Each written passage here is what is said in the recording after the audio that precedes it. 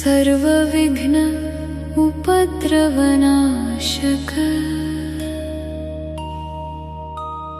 भक्तामर प्रणतमौलिमणि प्रभाणा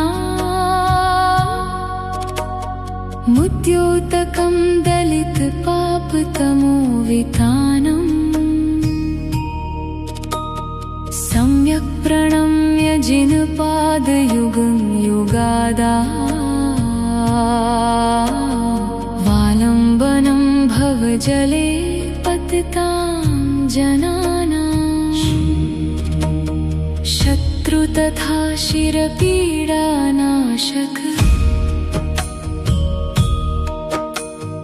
यः संस्तुतः सकलवाङ्मय तत्त्वबोधा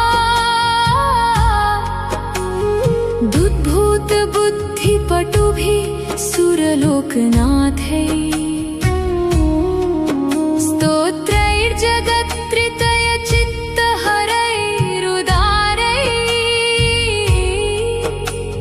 स्तोष्ये किलाहं पितं प्रथमं जिनेन्द्रम् सर्वसिद्धिदायक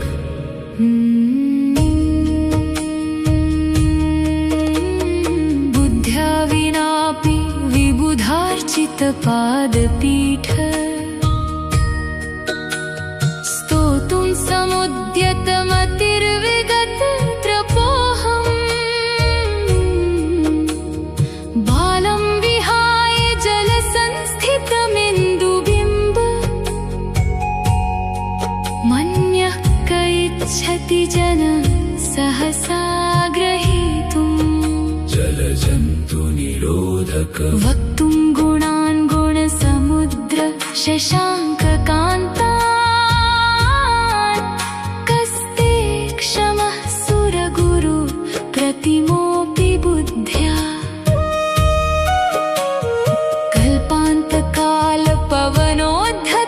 कल्पान्तकालपवनोद्धतनक्रचक्रम्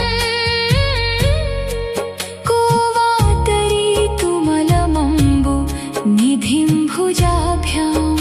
नेत्ररोगनिवारक सोऽहं तथापि तव भक्तिवशान्मुनीश कर्तुं स्तवं विगतशक्तिरपि प्रवृतः प्रीत्यात्मवीर्यमविचार्य मृगेन्द्रम् नाभेति किं निजशिशो परिपालनार्थम् विद्याप्रदायक अल्पश्रुतं श्रुतवतां परिहासधाम त्वद्भक्तिरेव मुखरि कुरुते बलान् माम् यत् कोकिलः किल मधौ मधुरं विरोति तच्चाम्रचारुकालिका निकरैकहेतु सर्वविश्वसङ्कटनिवारक त्वत्संस्तवेन भव सन्तति सन्निबद्धम् पापं क्षणात् क्षयमुपैति शरीरभाजाम्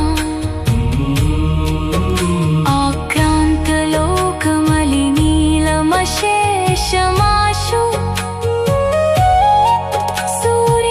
सूर्यांशुभिन्नमिव शार्वरं मन्धकारम् सर्वारिष्टनिवारक मत्वेति नाथ तव संस्तवनं मयेद मारभ्यते तनुधियापि तव प्रभावात् चेतो हरिष्यति सतान्नलिनीदलेषु मुक्ता फलद्युति मुपैति ननूदबिन्दुः सर्वभयनिवारक आस्तां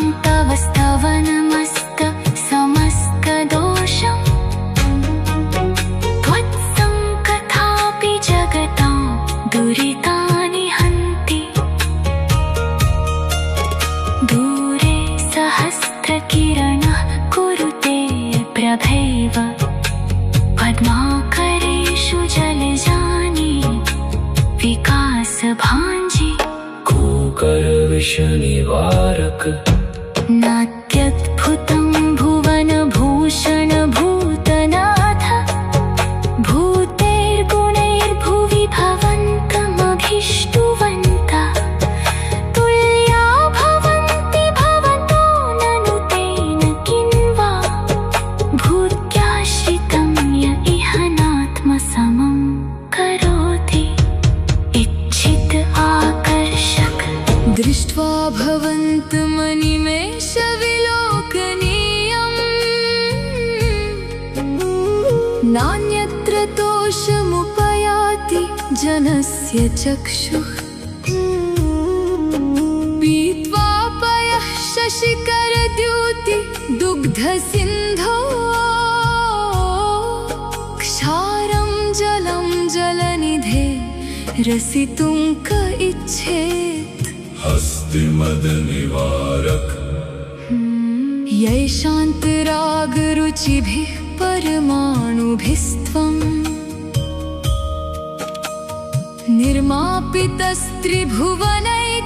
निर्मापितस्त्रिभुवनैकललामभूत तावन्त एव खलु ते प्यणवः पृथिव्यां यत्ते समानमपरं न हि रूपमस्ति चोर भयव अन्य भय निवारक वक्त्रं क्व ते सुरनरोरगनेत्रहारी निःशेषनिर्जित जगत्त्रित योपमानम् बिम्बं कलङ्कमलिनं क्व निशाकरस्य यद्वासरे भवति पाण्डुपलाशकल्पम् आदिव्याधिनाशक लक्ष्मी प्रदायक सम्पूर्णमण्डल शशाङ्क कलाकलाप शुभ्रा गुणास्ते भुवनं तव लङ्घयन्ति ये संश्रितास्त्रि जगदीश्वर नाथमेकम्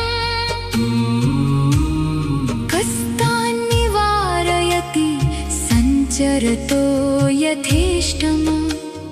राजसम्मान सौभाग्यवर्धक चित्रं किमत्र यदि ते त्रिदशाङ्गनाभिः नीतं मनागपि मनो न विकारमार्गम् कल्पान्ते कालमरुताचलिताचलेन किं मन्दराद्रिशिखरं चलितं कदाचित् सर्वविजयदायक निर्धूमवर्तिरपवर्जित तैलपूर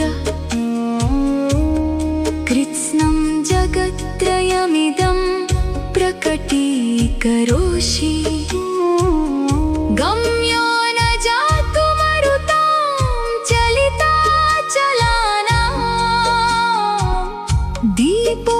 दीपोपरस्त्वमसि नाथ जगत्प्रकाशः सर्व उदर पीडानाशक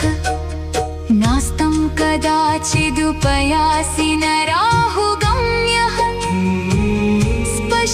स्पष्टीकरोषि सहसा युगपज्जगन्ति नाम्भोधरोदरनिरुद्ध महाप्रभावः सूर्यातिशायि महिमासि मुनीन्द्रलोके शत्रुसेनास्तम्भक नित्योदयं दलितमोहमहान्धकारम् गम्यं न राहु वदनस्य न वारिदानां विभ्राजते तव मुखाब्जमनलिपकान्ति विद्योतयज्जगदपूर्व शशाङ्कबिम्बम् जादूटो शोना प्रभावनाशक किं शर्वरीषु शशिनान्हि विवस्वता वा युष्मन्मुखेन्दुदलितेषु तमस्सु नाथ निष्पन्नशालिवनशालिनी जीवलोके कार्यं कियच् जलघरैर्जलभारनम्रै सन्तानलक्ष्मी सौभाग्यविजय बुद्धिदायक ज्ञानं यथा त्वयि विभाति कृतावकाशं नैवं तथा हरिहरादिषु नायकेषु तेजस्फुरन्मणिषु याति यथा महत्त्वं नैवं तु काचशकले किरणाकुलेऽपि सर्ववशीकरण मन्ये वरं हरिहरादयेव दृष्टा दृष्टेषु येषु हृदयं त्वयि तोषमेति किं वीक्षितेन भवता भुवि येन नान्यः कश्चिन्मनोहरति नाथ भवान्तरेऽपि भूतपिशाचादिव्यन्तर्बाधा निरोधक स्त्रीणां शतानि शतशो जनयन्ति पुत्रान् नान्यासुतं त्वदुपमं जननी प्रसूता सर्वादिशो दधति भानि सहस्ररश्मिम्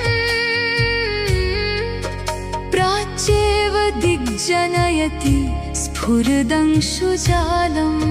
प्रेतबाधा निवारक त्वमामनन्ति मुनयः परमं पुमास मादित्यवर्णममलं तमसः पुरस्तात् त्वमेव सम्यगुपलभ्य जयन्ति मृत्युम् नान्यः शिवः शिवपदस्य मुनीन्द्रपन्था शिरपीडानाशक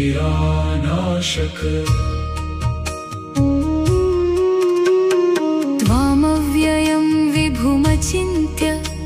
मसङ्ख्यमाद्यम् ब्रह्माण्डमीश्वरमनन्त मनङ्गकेतुम् योगीश्वरं विदितयोगमनेकमेकम् ज्ञानस्वरूपममलं प्रवदन्ति सन्तः नजर नाशक बुद्धस्त्वमेव विबुधार्चितबुद्धिबोधात् तत्त्वं शङ्करोऽसि भुवनत्रयशङ्करत्वात् धातासि धीर शिवमार्गविधेर्विधानात् व्यक्तं त्वमेव भगवन् पुरुषोत्तमोऽसि आधाशीषि एवं प्रसूति पीडानाशक तुभ्यं नमस्त्रिभुवनार्तिहाराय नाथ तुभ्यं नमः क्षितितलामलभूषणाय तुभ्यं नमस्त्रिजगतः परमेश्वराय तुभ्यं नमो जिनभवोदधिशोषणाय शत्रुकृतहानि निरोधक को विस्मयोऽत्र यदि नाम गुणैरशेषैः स्त्वं संश्रितो निरवकाशतया मुनीश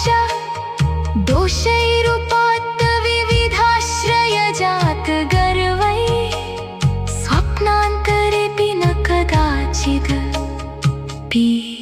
ईशितोऽसि सर्वकार्यसिद्धिदायक उच्चैर्शोकतरुसंश्रित मुन्मयूख मा भाति रूपममलं भवतो नितान्तं स्पष्टोल्लसत्किरणमस्ततमोवितानं बिम्बं रविरिव पयोधर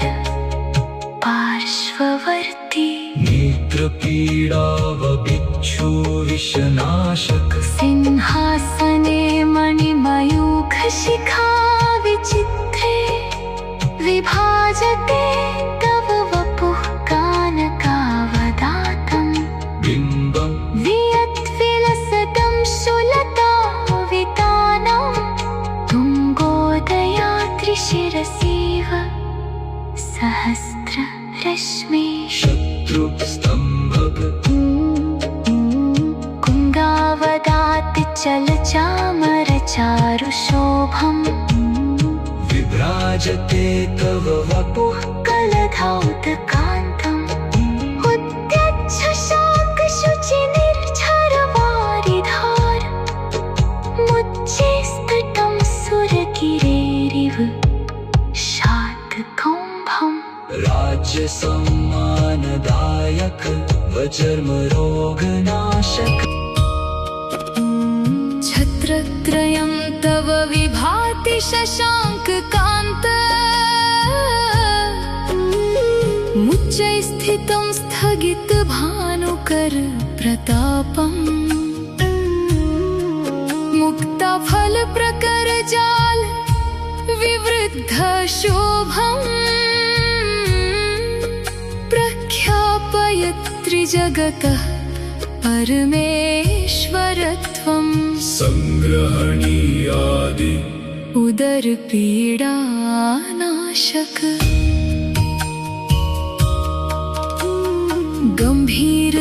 गम्भीरताररवपूरित दिग्वभाग त्रैलोक्यलोकशुभसङ्गं भूतिदक्षः सद्धर्मराज जय घोषण घोषकः सन् खेदुन्दुभिर्ध्वनति ते यशसः प्रवादी सर्वज्वरनाशक मंदार सुंदर नमेरु सुपारिजात संतानकादि कुसुमोत्कर वृष्टिरुद्धा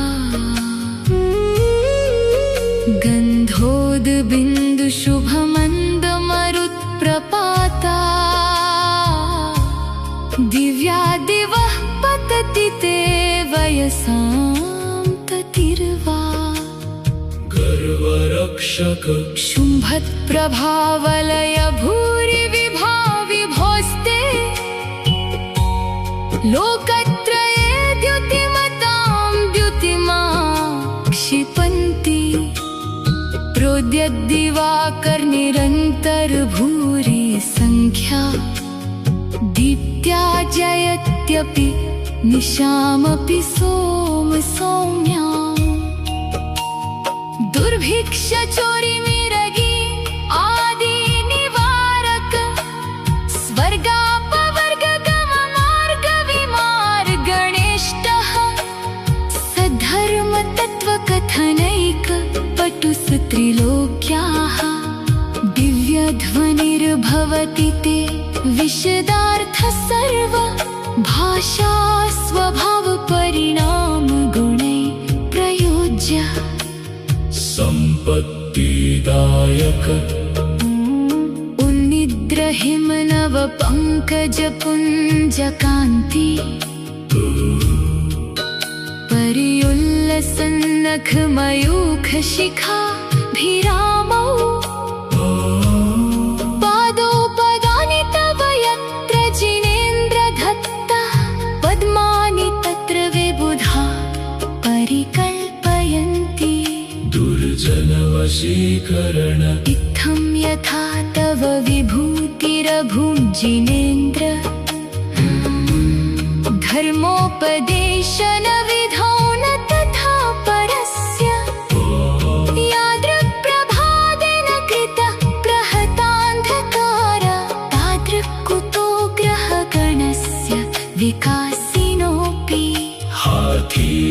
वशीकरण श्रोतन्मदा विलविलोलकपोलमूल मत्त भ्रमद भ्रमरनाद विवृद्ध कोपम् ऐरावताभमिभमुत्थतमापतन्तं दृष्ट्वा भयं भवति नो भवदाशितानां सिंह भय निवारक भिन्नेभकुम्भगलदुज्ज्वल शोणिताक्त मुक्ताफल प्रकरभूषित भूमिभागः बद्ध क्रम क्रमगतं हरिणाङ्घ्रिपोऽपि नाक्रामति क्रमैकाचल संश्रितं ते अग्नि भय निवारक कल्पान्तकालकवनोद्धतवह्निकल्पं दावानलं ज्वलितमुज्ज्वलमुत्स्फुलिङ्गम् विश्वं जिघत्सुमिव सम्मुखमापतन्तं त्वन्नाम कीर्तनजलं शमयत्यशेषम् सर्प विष निवारक रक्ते क्षणं समदकोकिलकण्ठनीलम् क्रोधोद्धतं फणिनमुत्फणमापतन्तम् आक्रामति क्रमयुगेन निरस्तशङ्कस् त्वन्नामनागदमनि हृदि यस्य पुंस युद्ध भय निवारक वल्गत्तुरङ्ग गज गर्जित भीमनाद माजौ बलं बलवतामपि भूपतिना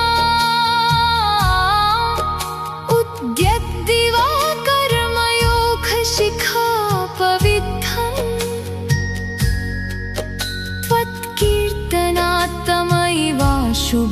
त्वत्कीर्तनात्तमैवाशुभिदामुपैति युद्ध में रक्षक और विजयदायक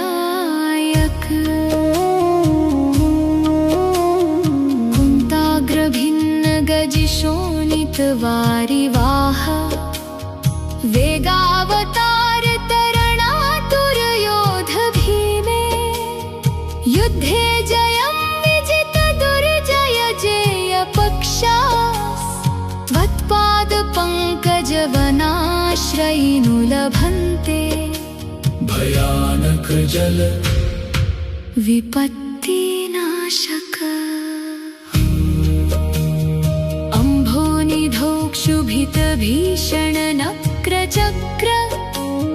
पाठीन पीठ भयदोल्बणवाडवाग्नौ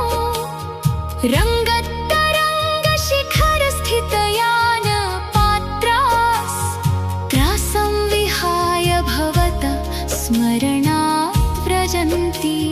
सर्व भयानक रोगनाशक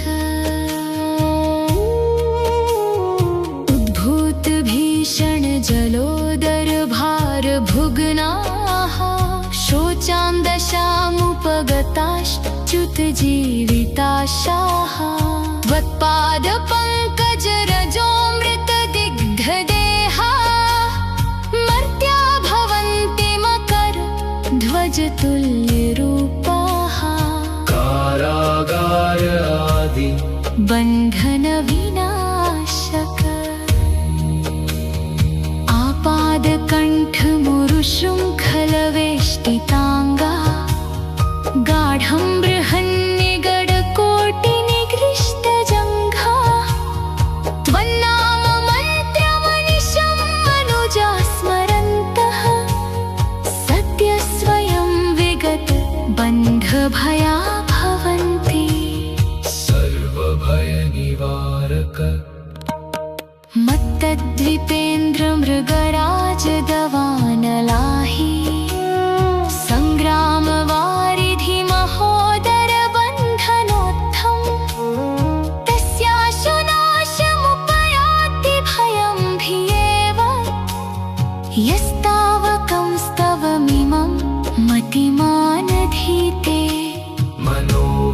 वाञ्छित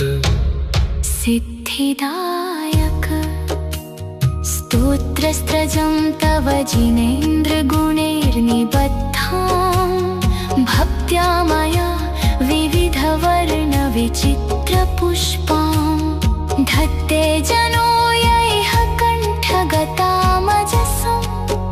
तं मानतुङ्गमवश समुपैति लक्ष्मी समा